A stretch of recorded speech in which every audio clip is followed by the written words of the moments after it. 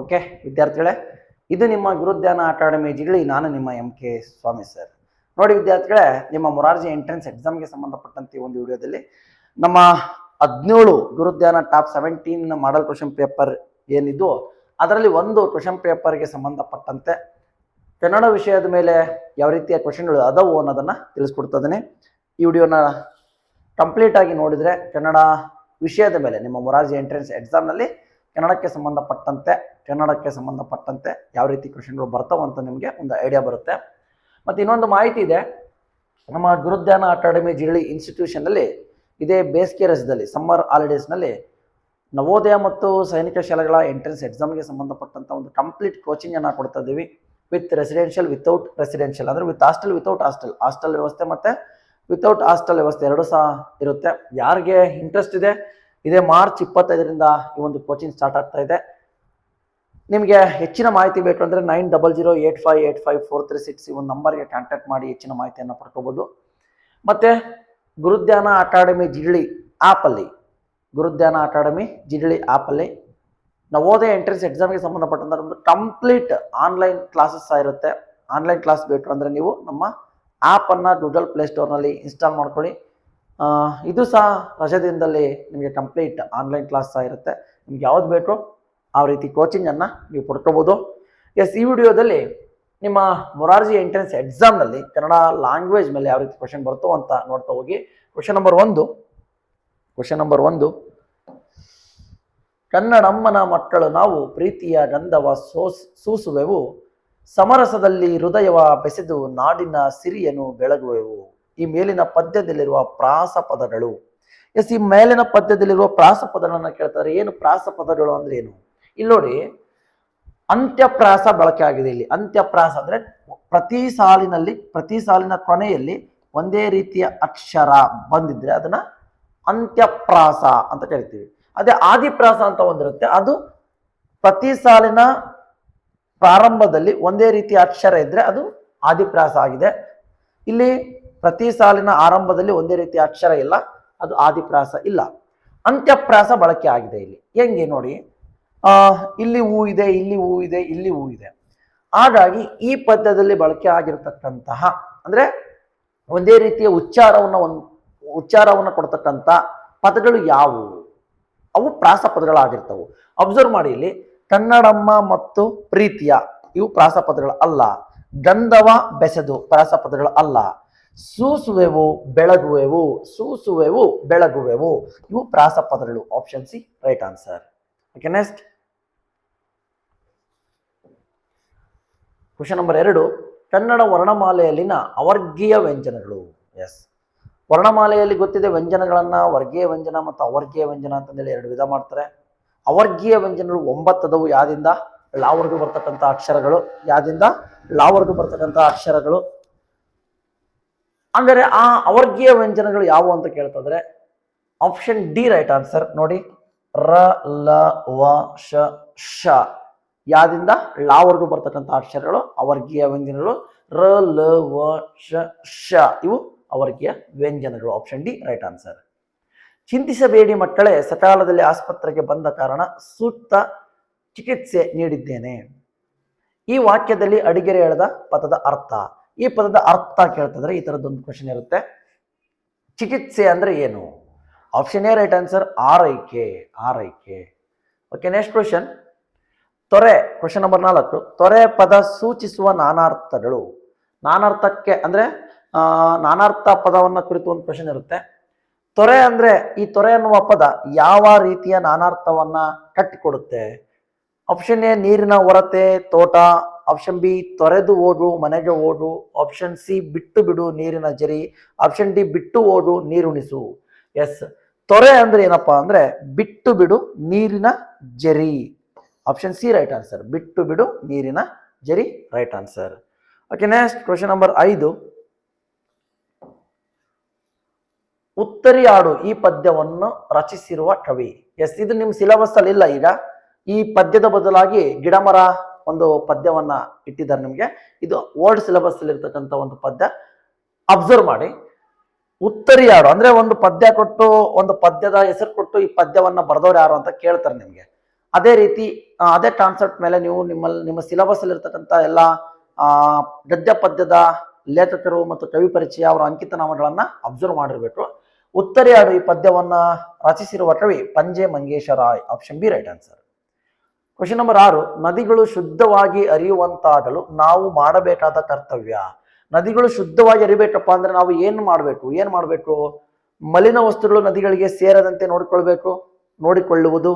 Option B, ನದಿಗಳ ದಂಡೆಗಳಲ್ಲಿ ಕಾರ್ಖಾನೆಗಳನ್ನು ಸ್ಥಾಪಿಸುವುದು. ಅಲ್ಲ, ತಪ್ಪಾಗುತ್ತೆ. ಅಶುದ್ಧ ನೀರನ್ನು ಶುದ್ಧೀಕರಿಸದೆ ನದಿಗಳಿಗೆ ಬಿಡುವುದು. ಇದು ತಪ್ಪಾಗುತ್ತೆ. ನದಿ ಬಯಲಿನಲ್ಲಿ ನಗರಗಳನ್ನು ನಿರ್ಮಿಸುವುದು. ಇದು ತಪ್ಪಾಗುತ್ತೆ. ನದಿಗಳು ಶುದ್ಧವಾಗಿ ಹರಿಯುವಂತ ಆಗ್ಬೇಕಪ್ಪ ಅಂದ್ರೆ ನಾವೇನ್ ಮಾಡ್ಬೇಕು? ಮಲಿನ ವಸ್ತುಗಳು ನದಿಗಳಿಗೆ ಸೇರದಂತೆ ನೋಡಿಕೊಳ್ಳಬೇಕು. Option A right answer. Option A right answer. Question number 7, ಬೆಲ್ಲದಲ್ಲಿ ಬೇವು ಇಟ್ಟರೆ ಬೇವಿನ ವಿಷ.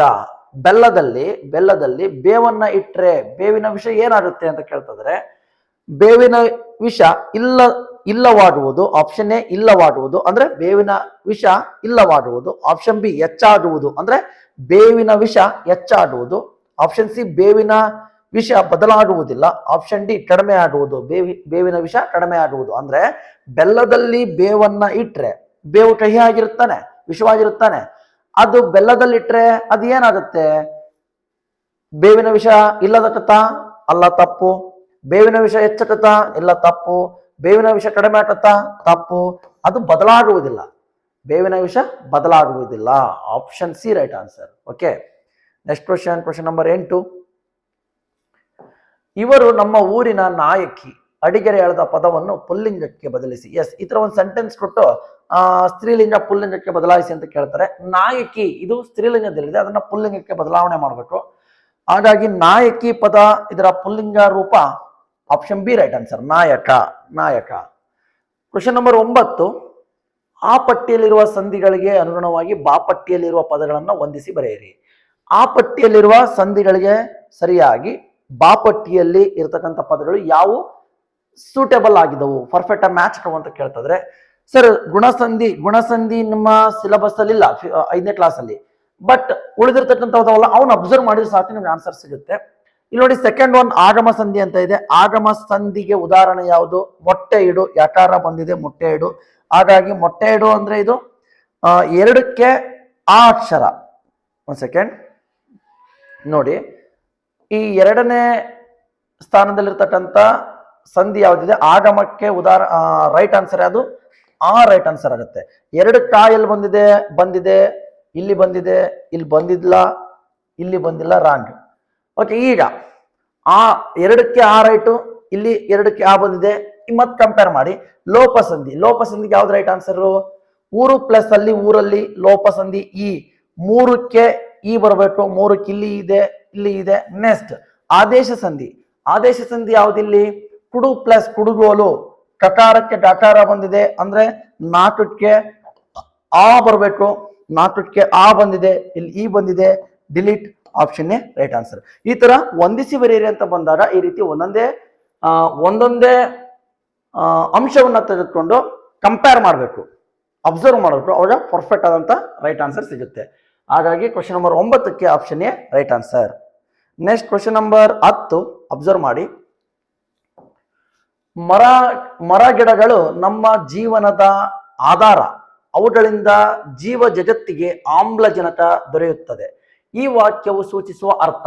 ಎಸ್, ಅಬ್ಸರ್ವ್ ಮಾಡಿ. ಈ ತರದ ಕ್ವಶನ್ ಕೇಳ್ತಾರೆ.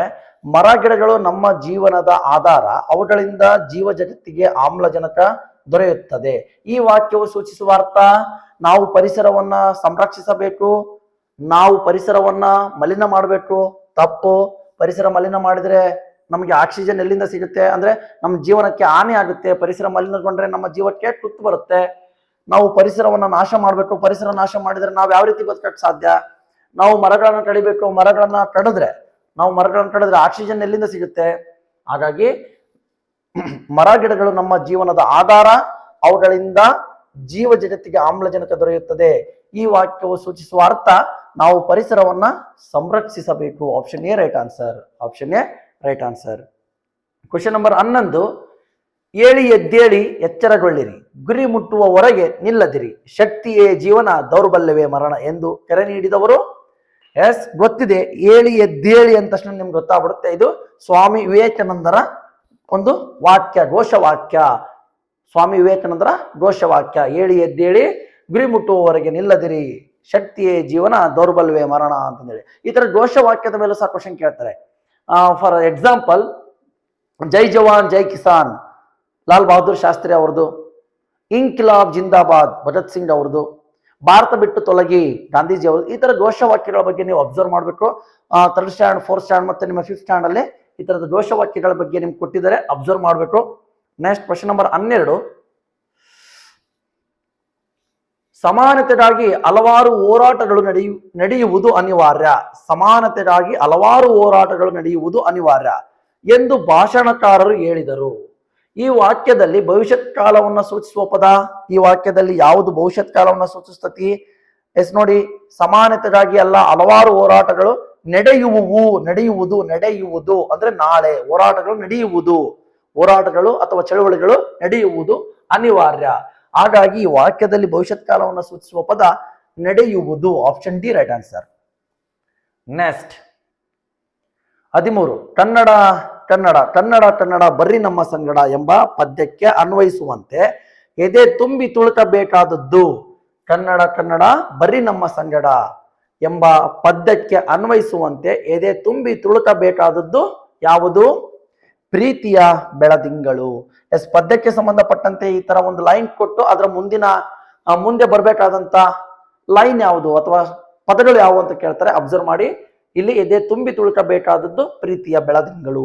ನಿಮ್ಮ ಕನ್ನಡ ಕನ್ನಡ ಬರ್ರಿ ನಮ್ಮ ಸಂಗಡ ಎಂಬ ಪದ್ಯಕ್ಕೆ ಸಂಬಂಧಪಟ್ಟಂತ ಒಂದು ಕ್ವಶನ್ ಇದು. Option B right answer. Next question number 14.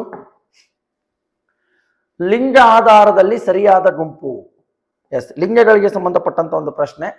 ಇಲ್ಲಿ ನೋಡಿ, ಅಮ್ಮ, ಅಪ್ಪ, ಮಗ, ಇದು ಸ್ತ್ರೀಲಿಂಗ, ಇಲ್ಲಿ 2 ಪುಲ್ಲಿಂಗ ಆದವು. ಆಪ್ಷನ್ ಬಿ, ಅಪ್ಪ, ಮಗ, ಮಗಳು 2 ಪುಲ್ಲಿಂಗ, 1 ಸ್ತ್ರೀಲಿಂಗ ಪದ, ಸೂಚಕ ಪದಗಳದವು.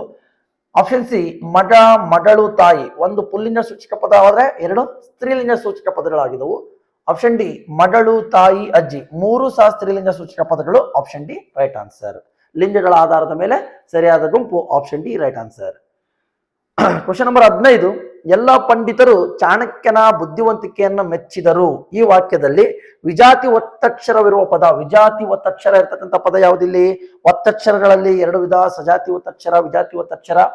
ವಿಜಾತಿ ಒತ್ತಕ್ಷರ ಅಂದ್ರೇನು? ಒಂದು ವಿಜಾತಿ ಒತ್ತಕ್ಷರ ಅಂದ್ರೆ ಏನಂತ ನಿಮ್ಗೆ ಗೊತ್ತಿರಬೇಕು. ವ್ಯಂಜನಕ್ಕೆ, ಒಂದು ವ್ಯಂಜನಕ್ಕೆ ಬೇರೆ ಒಂದು ವ್ಯಂಜನ ಒತ್ತಕ್ಷರವಾಗಿ ಬಂದಿದ್ರೆ, ಒಂದು ವ್ಯಂಜನಕ್ಕೆ ಬೇರೆ ಜಾತಿಯ ವ್ಯಂಜನ ಒತ್ತಕ್ಷರವಾಗಿ ಬಂದಿದ್ರೆ ಅದು ವಿಜಾತಿಯ ಒತ್ತಕ್ಷರವಾಗುತ್ತೆ. ಹಾಗಾಗಿ ಇಲ್ಲಿ ವಿಜಾತಿಯ ಒತ್ತಕ್ಷರ ಯಾವುದು? ಆಪ್ಷನ್ ಎ ನೋಡಿ, ಲಾಕ್ಕೆ ಲಾವತ್ಯ ಬಂದಿದೆ, ಅಲ್ಲ. ಆಪ್ಷನ್ ಬಿ, ಕಾಕೆ ಯಾವತ್ತು ಬಂದಿದೆ. ಆಪ್ಷನ್ ಸಿ, ದಾಕೆ ದಾವತ್ಯ ಬಂದಿದೆ, ಅಲ್ಲ. ಆಪ್ಷನ್ ಡಿ, ಚಾಕೆ ಚಾವತ್ಯ ಬಂದಿದೆ, ಅಲ್ಲ. ವಿಜಾತಿಯ ಒತ್ತಕ್ಷರ ಕಾಕೆ ಯಾವತ್ತು ಬಂದಿದೆ. Option C right answer. ಇದು ವಿಜಾತಿಯ ಒತ್ತಕ್ಷರ. ಓಕೆನಾ? Next question number 16. ಎಲ್ಲರೂ ಒಟ್ಟಾಗಿ ಬಾಳಿದರೆ ಎಲ್ಲರೂ ಸುಖವಾಗಿರಬಹುದು. ಈ ವಾಕ್ಯದಲ್ಲಿರುವ ಮಹಾಪ್ರಾಣ ಅಕ್ಷರ, ಮಹಾಪ್ರಾಣ ಅಕ್ಷರ ಅಂದ್ರೆ ವ್ಯಂಜನಗಳಲ್ಲಿ ನಾವು ಹೇಳ್ತೀವಿ ವರ್ಗೀಯ ವ್ಯಂಜನ ಮತ್ತು ಅವರ್ಗೀಯ ವ್ಯಂಜನ ಅಂತ 2 ಭಾಗ ಮಾಡ್ತೀವಿ. ಮತ್ತೆ ವರ್ಗೀಯ ವ್ಯಂಜನಗಳಲ್ಲಿ ಅಲ್ಪ ಪ್ರಾಣ, ಮಹಾಪ್ರಾಣ ಮತ್ತು ಅನುನಾಸಿಕ ಅಂತ ಹೇಳಿ ಏನು 3 ವಿಧ ಮಾಡ್ತೀವಿ. ಅದರಲ್ಲಿ ಮಹಾಪ್ರಾಣಾಕ್ಷರ, ಹೆಚ್ಚು ಉಸಿರು ಕೊಟ್ಟು ಉಚ್ಚರಿಸುವ ಅಕ್ಷರ ಮಹಾಪ್ರಾಣಾಕ್ಷರ. ಅದು ಯಾವುದು? ಆಪ್ಷನ್ ಎ ಇದು ಅಲ್ಲ, ಸ್ವರಾಕ್ಷರ ಇದು. ಆಪ್ಷನ್ ಬಿ ಅವರ್ಗೀಯ ವ್ಯಂಜನ ಇದು. ಆಪ್ಷನ್ ಡಿ ಅಲ್ಪ ಪ್ರಾಣ ಇದು. ಆಪ್ಷನ್ ಸಿ ರೈಟ್ ಆನ್ಸರ್, ಕ ಇದು ಮಹಾಪ್ರಾಣಾಕ್ಷರ.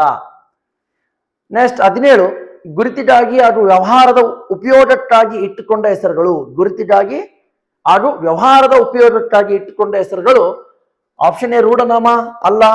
ಆಪ್ಷನ್ ಬಿ ಅಂಕಿತ ನಾಮ. Yes right answer, option B right answer. ಗುರುತಿಗಾಗಿ ಹಾಗೂ ವ್ಯವಹಾರಕ್ಕಾಗಿ ಇಟ್ಟುಕೊಂಡ ಹೆಸರುಗಳು ಅಂಕಿತ ನಾಮಗಳಾಗಿರ್ತವು. ಓಕೆ. ನೆಕ್ಸ್ಟ್ ಇನ್ನು ಅನ್ವರ್ಥ ನಾಮ ಅಂದ್ರೆ ಗುಣ, ರೂಪ, ಸ್ವಭಾವ, ವೃತ್ತಿಗೆ ಅನುಗುಣವಾಗಿ ಇಟ್ಟಂತ ಹೆಸರುಗಳು ಅನ್ವರ್ಥ ನಾಮಗಳು. ಇನ್ನು ಸರ್ವನಾಮಗಳು ಅಂದ್ರೆ ನಾಮಪದಗಳಿಗೆ ಬದಲಾಗಿ ಬಳಸ್ತಕ್ಕಂಥ ಪದಗಳು ಸರ್ವನಾಮಗಳಾಗಿರ್ತವು. Next question 18. ಮಕ್ಕಳು ಅಜ್ಜಿಯ ಜೊತೆ ಕುಳಿತು ಊಟ ಮಾಡಿದರು. ಈ ವಾಕ್ಯದಲ್ಲಿರುವ ಕ್ರಿಯಾಪದ. ಎಸ್, ಮಕ್ಕಳು ಅಜ್ಜಿಯ ಜೊತೆ ಕುಳಿತು ಊಟ ಮಾಡಿದರು. ಮಾಡಿದರು ಇದು ಕ್ರಿಯಾಪದ. Option C right answer. Next question 19. ಲೇ ಲೇ ಕಲ್ಲು ಹೊಡಿಬೇಡ್ರಿ. ಈ ಮೇಲಿನ ವಾಕ್ಯದಲ್ಲಿ ಬಳಕೆಯಾಗಿರುವ ಭಾವಸೂಚಕ ಚಿಹ್ನೆ ಯಾವುದು ಅಂತ ಕೇಳ್ತಿದ್ರೆ ಇದು ಭಾವಸೂಚಕ ಚಿಹ್ನೆ. ಹಾಗಾಗಿ option D right answer. Option D right answer. Last question ಕನ್ನಡಕ್ಕೆ ಸಂಬಂಧಪಟ್ಟಂತ ಈ ಒಂದು ಮಾದರಿ ಪ್ರಶ್ನೆ ಪತ್ರಿಕೆಯಲ್ಲಿ ಬಂದಿರತಕ್ಕಂತ ಕನ್ನಡದ ವಿಷಯದ ಮೇಲಿನ ಕೊನೆಯ ಪ್ರಶ್ನೆ, 20ನೇ ಪ್ರಶ್ನೆ. ಮುಂಡೈ ಆಡುವ ತನಕ ಡ್ಯಾಶ್ ಈ ಗಾದೆಯ ಮುಂದುವರಿದ ಭಾಗ. ಮುಂಡೈ ಆಡುವ ತನಕ ಈ ಗಾದೆಯ ಮುಂದುವರಿದ ಭಾಗ. ಗಾದೆಯ ಮೇಲೆ ಒಂದು ಕ್ವಶನ್ ಇರುತ್ತೆ, ಒಡಟಿನ ಮೇಲೆ ಒಂದು ಕ್ವಶನ್ ಇರುತ್ತೆ. ಅಬ್ಸರ್ವ್ ಮಾಡಿ. ಮುಂಡೈ ಆಡುವ ತನಕ ಊರೆಲ್ಲ ನೆಂಟರು. Option D right answer. ಮುಂಡೈ ಆಡುವ ತನಕ ಊರೆಲ್ಲ ನೆಂಟರು. ಎಸ್, ನೋಡಿದ್ರಲ್ಲ, ಈ ರೀತಿ ನಿಮ್ಮ ಎಕ್ಸಾಮಿನೇಷನ್ ಅಲ್ಲಿ, ಮೊರಾರ್ಜಿ ಎಂಟ್ರೆನ್ಸ್ ಎಕ್ಸಾಮ್ ನಲ್ಲಿ ಕನ್ನಡಕ್ಕೆ ಸಂಬಂಧಪಟ್ಟಂತ ಈ ರೀತಿಯ ಪ್ರಶ್ನೆಗಳು ಬರುವ ಸಾಧ್ಯತೆ ಇದೆ.